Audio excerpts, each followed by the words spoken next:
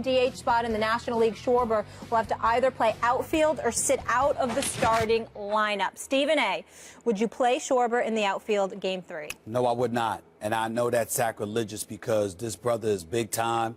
I've been incredibly impressed with him, no doubt about it. But that's exactly right. And I openly confess to you, Max, I'm being overly cautious here. I'm being overly cautious, a little bit emotional from this perspective. I want this kid available. I don't want anything to happen to him that would jeopardize him for a potential 5th, 6th, 7th game. I know that he hasn't played but 2 or 3 games this year. I know he hasn't played a game at Wrigley Field this year. With the kind of year that Chicago has had, with the way they have performed, particularly in the postseason, the fact that this guy hasn't been eligible to play and having barely swung a bat, first time up at bat in the World Series, doubles, okay? Gets 2 more hits last night. Flat out balling.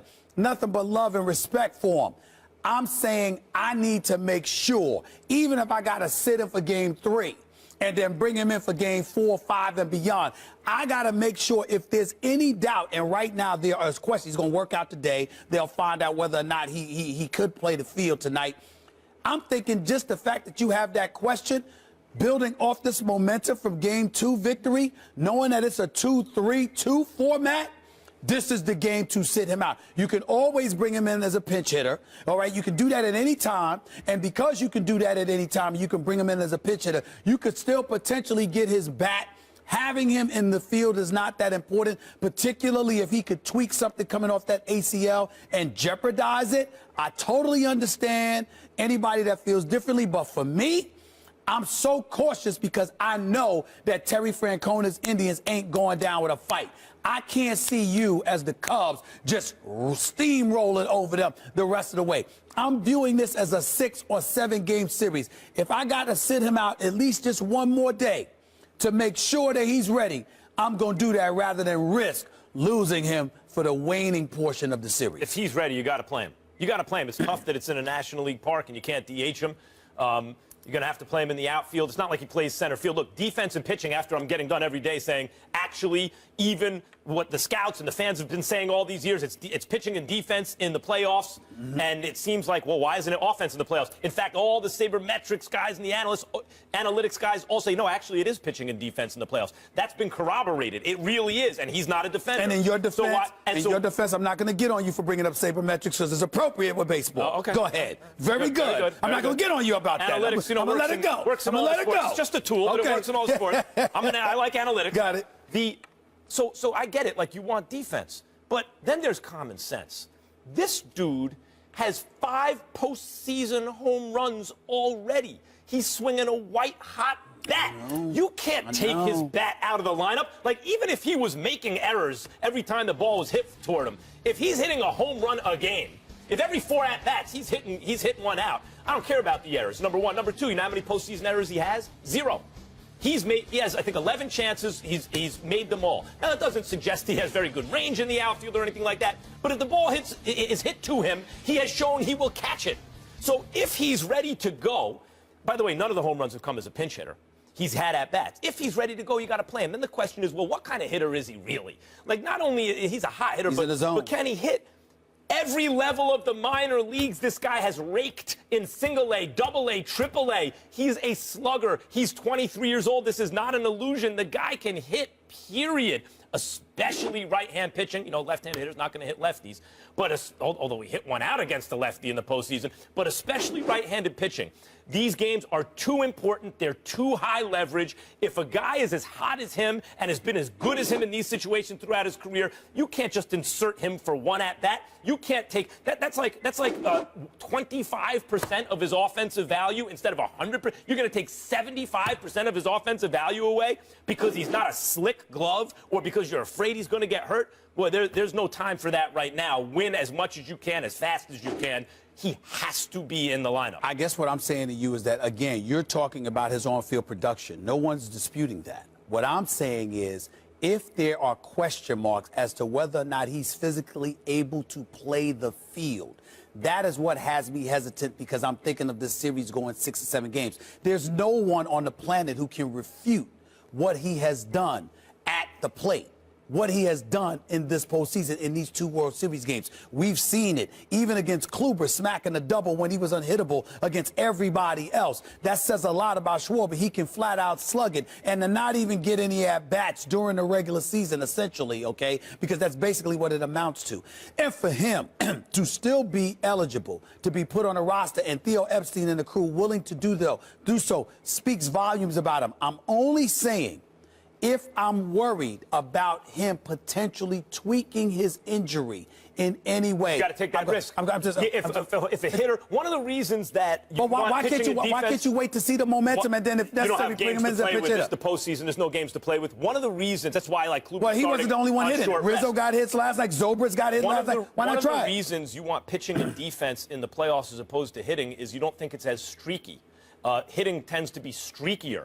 And if a guy is hot now, if he's in that zone, if he's riding that wave of momentum, if he feels locked in at the plate, you don't mess with that, bringing him off the bench, sitting there cold all game. You get him his at-bats now. I feel you. I don't blame you for feeling that way. I'm just telling you, I'm admitting I'll be a chicken. I'm like, I need this because Terry Francona's coming. I just don't believe. Therefore, I think this is going 6-7 games, and I'm going to need Schwarber. So put your foot on the throat now. If you tweak it and he gets hurt, you don't have him for the rest of the series. Ooh. Let's leave it there. It is a great time of year. The NBA is back. Let's talk about it, shall we? Who needs Kobe Bryant anyway? The Lakers win their season opener last night in their first real game of the post-Mamba era. Is the Lake Show for real? We'll get into it next. Hi, I'm Usain Bolt, the fastest man in the world, and the people of Jamaica love and watch for a steak. They showed up, putting up their most points scored in a season opener, gentlemen, since '91. Defeating Houston 120-114, Jordan Clarkson had a team-high 25 points off the bench. The number 2 overall pick in this year's draft, Brandon Ingram, had 9 points in his NBA debut. Max, are you buying the Lakers post-Kobe? I am. Really? And by the way, let me just say, you want to compare the Lakers' record in let's say the last 3 seasons of Kobe's career to what it's going to be this season and the next 2, I guarantee you they will win more games now. The Lakers did something smart. What they did, Stephen A., is they had an aging superstar who was coming off a catastrophic injury in Kobe Bryant and couldn't play anymore, really. I mean, a game here and there, but otherwise.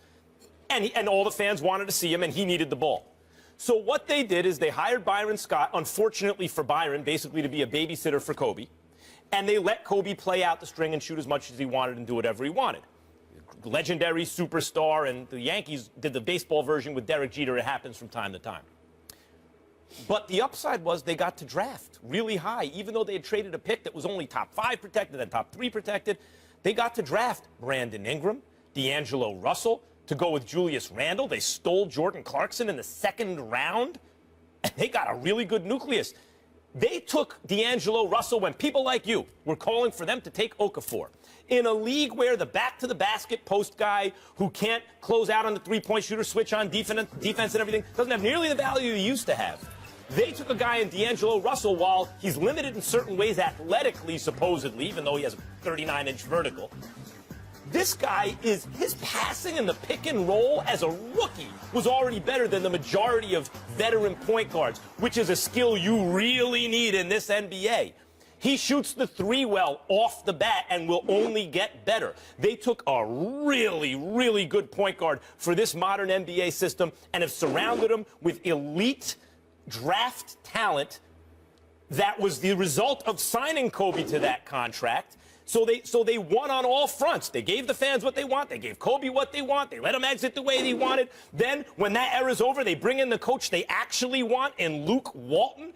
And they're now going to run a modern NBA system with the pieces they need to run it. The future's bright for the Lakers. Well, first of all, I think you're giving them too much credit because a lot of it was by accident, and I don't even have time to go into the accident that the Lakers have been over recent memory. But I have, and I will on national TV make a declaration. Out of respect for the great Jerry West, out of respect for a lot of people that I know that are diehard Laker followers. They're my friends, some within the organization, some outside the organization.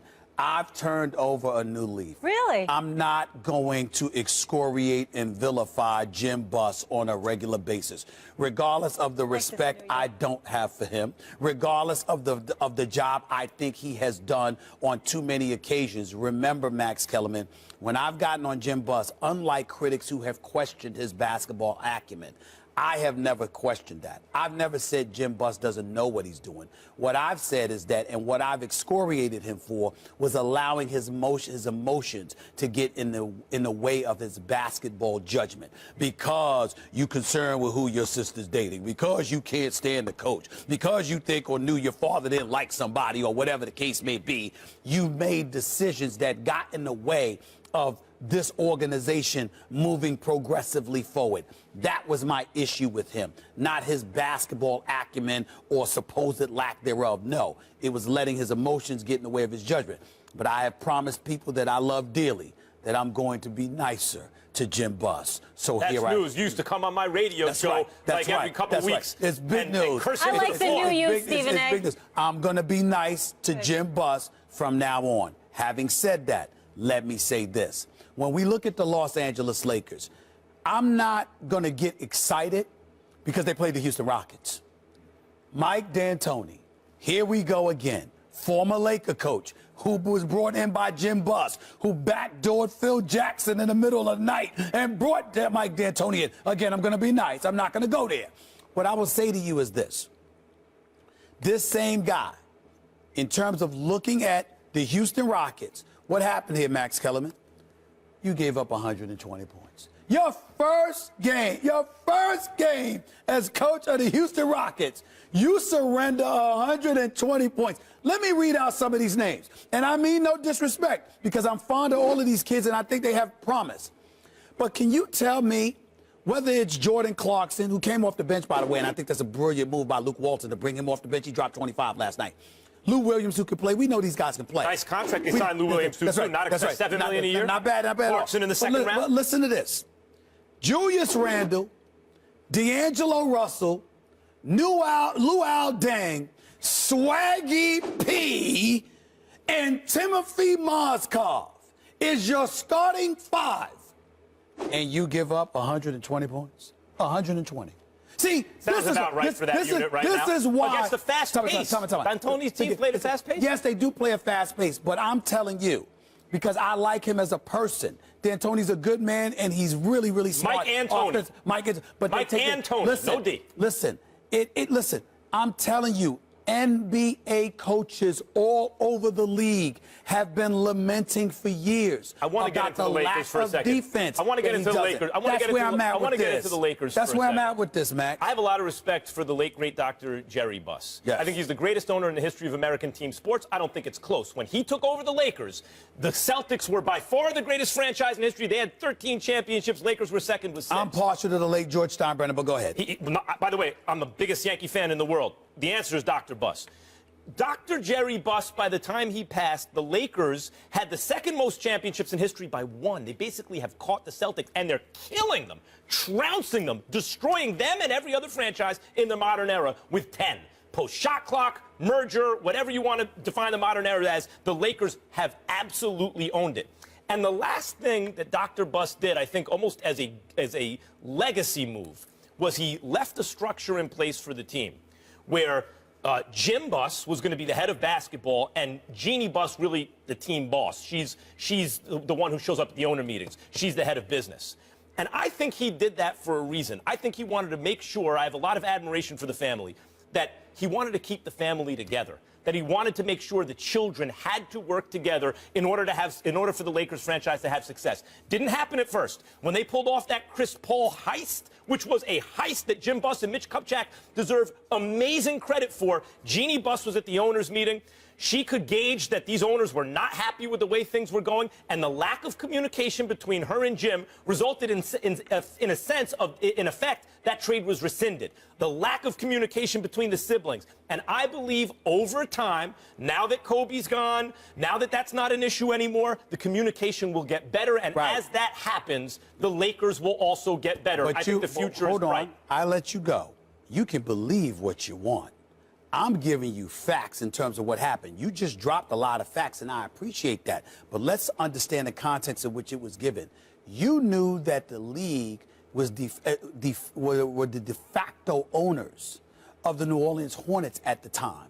So the chances of the Chris Paul trade going through was slim to none because Dan Gilbert, fresh off LeBron exiting from Miami, and the maelstrom of cynicism and beyond that ultimately that was going to provoke, that wasn't the time. What I mean by that is this. When you acquire Chris Paul, you don't acquire Chris Paul and save $20 million in cap space. Go back and read Dan Gilbert's letter to the league. You're arguing they made too good a deal. No. That Jim made too good a deal. Let me tell you why. Exactly. But let me tell you why that's relevant.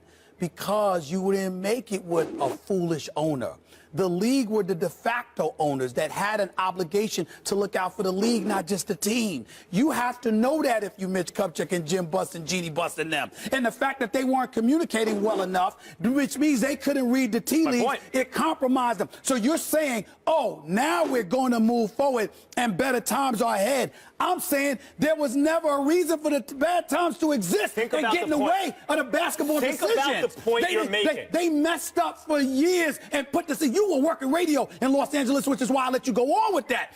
Come on now. You in L.A. How miserable were your times in L.A. talking about the Lakers? You going to sit up there and mess up this franchise for years Only and years. If they would have taken Okafor over D'Angelo Because of your personal feelings. Because of your personal feelings. That's inexcusable, man. You don't put a city through what the Lakers put them through just because your siblings don't get along with each other. You don't do that. Think about what you're saying. You're actually saying you're excoriating Jim Buss and Mitch Kupchak because the deal, Jim Buss, because the deal he pulled off was so devastating.